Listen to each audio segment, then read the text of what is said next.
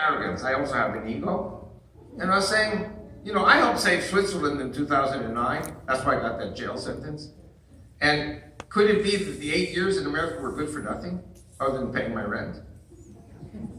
And then came the victory of Trump. And I'm telling you, it was unbelievable. The cards were so stacked against him. And the blacks voted for him because the blacks are Christians. And they realized that Obama did not do anything for them. The Hispanic churches are Christian and conservative and voted for him. So the minorities voted for Trump. And in spite of the objections of many of the Republican Party, Trump won. Yeah. That really showed. The women voted for Trump. So it shows that Trump really was very popular. In spite of the dead votes cast and the multiple votes cast and the illegals votes cast, Trump won. So now they're attacking Trump and his people because of so-called relations with the Russians. And I want to tell you something. I don't know if you know this or not, but Vladimir Putin, yes, was a KGB agent. Vladimir Putin, yes, was, how shall I say, was and is a Russian nationalist. But Vladimir Putin's mom was very well known as a very fervent Christian in the Russian Orthodox Church. Vladimir Putin was starving when he was a young kid. You know where he got his food? From Jewish kids. He would go to Jewish kids' homes, his best friends, and he would be fed in Jewish homes. Vladimir Putin loves the Jews. That says a lot. He's not a Nazi, he's not a crazy, he's a Russian patriot who loves the Jews. He loves the rabbis. Vladimir Putin, I think, loves Israel. Of course, Russia comes first. Russia, for him, Russia is going to send its weaponry systems to Iran and Hezbollah. Then, of course, the Russians will tell the Israelis where to find it.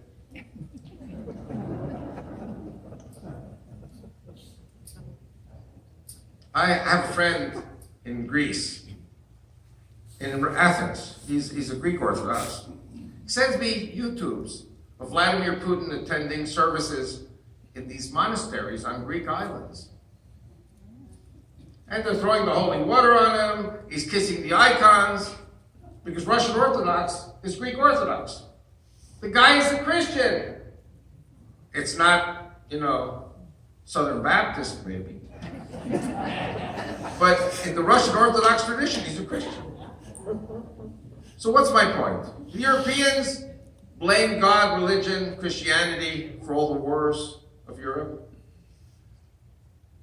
That's why they hate Putin. You see, when the Soviet Union was atheist, when the Soviet Union was killing priests, pastors, rabbis, imams, blowing up mosques and synagogues and churches, that was okay. But the moment Russia becomes a Christian, nationalist, religious country, the European Union is going crazy. And I'm telling you to pray for Putin because they have plans. The one world government has plans to kill him. Because when they kill him, then some oligarch takes over. What are oligarchs? They're money-crazy sharks who want to work with the European Union. And then when they take over, God forbid, they pull the Russian army out of Syria. What happens when the Russians pull out of Syria? The Sunnis will kill all the Christians. And you had a president by name Obama who was a Muslim who wanted all the Christians dead in the Middle East. I go to the old city. I'm forming a Judeo-Christian party. So I'm meeting with Arab Christians in East Jerusalem. And they say to me, why is Vladimir Putin the savior of the Christians in the Middle East? And why is Obama the Muslim butcher of the Christians? Because Obama was backing ISIS and Al-Qaeda and Jabhat al-Nusra, the Saudis. And they're all the same. And frankly, I don't know how Trump's going to maneuver around this. I will say one thing. I hope very much the Russians do not pull out of Syria. I hope the U.S. stays out of Syria. Let the Russians do their job. Work with the Russians to defend the Christians.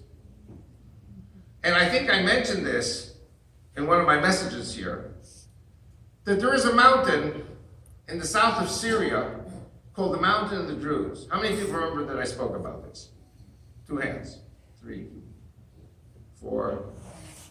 You know, the Druze are cousins of the Jewish people through Jethro.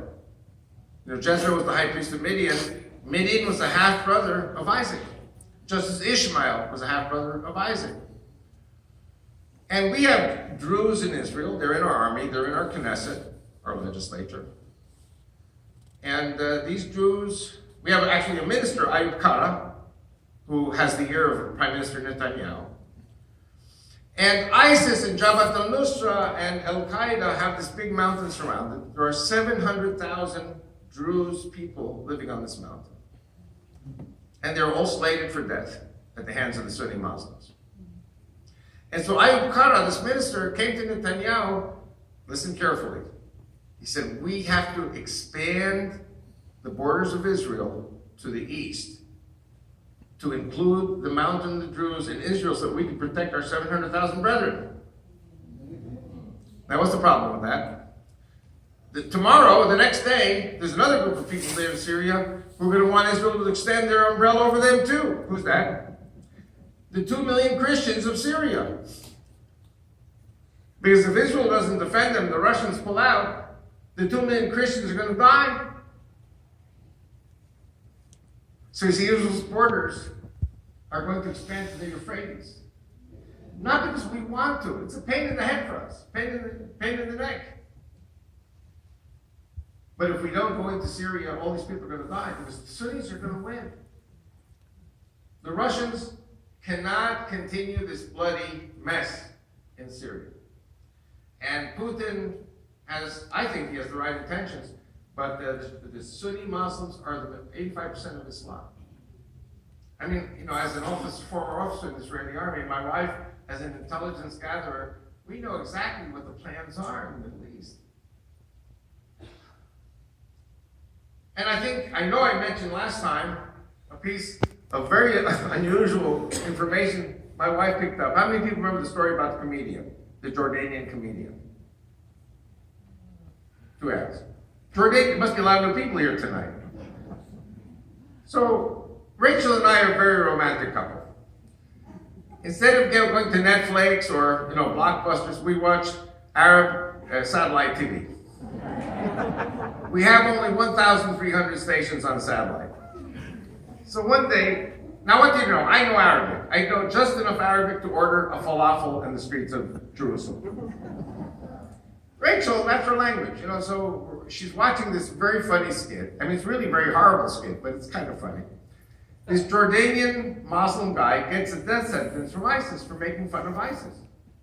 He was pretending to be a border guard at the Caliphate, one of the checkpoints. And a car pulls up with Lebanese plates. That's already a very bad sign. There are 4 guys in the car. There's a Christian, there's a Druze, there's a Shiite, and there's a Sunni. And you know, what made Lebanon such a great country? That all 4 ethnic groups got along together very well. The Druze, the Christians, the Shiites, the Sunnis.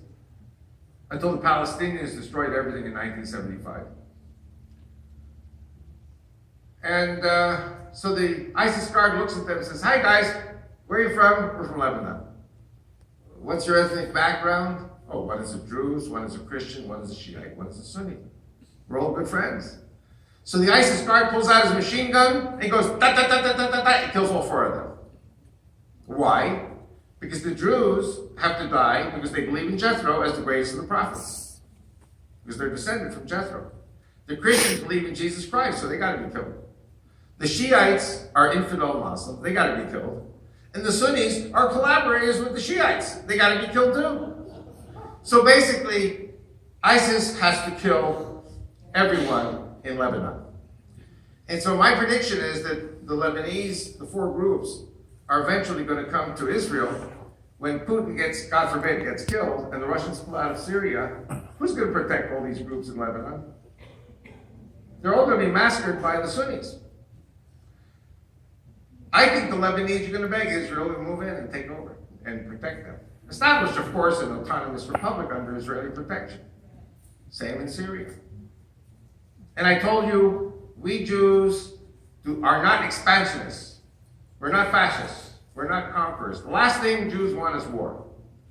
And the greatest enemy of Jewish expansionism is the Polish Jewish mother.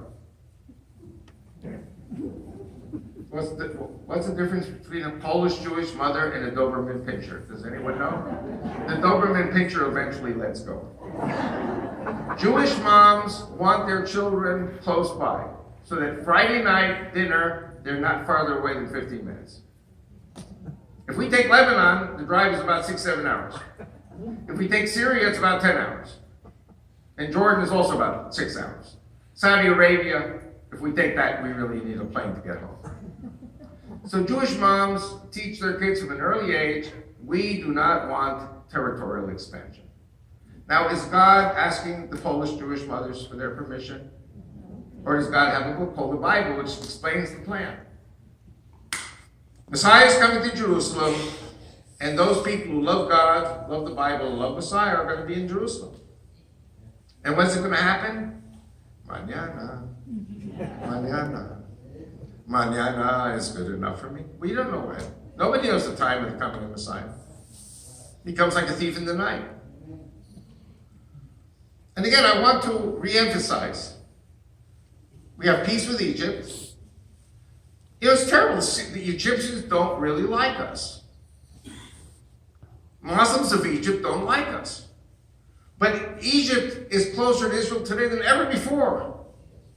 Because God is forcing a common enemy on the Egyptians and on us, and we have to work together. So our relations with the Egyptians are better than ever before. Our military, the Egyptian military, cooperate on many fields. Will ISIS ever be defeated? I don't think so.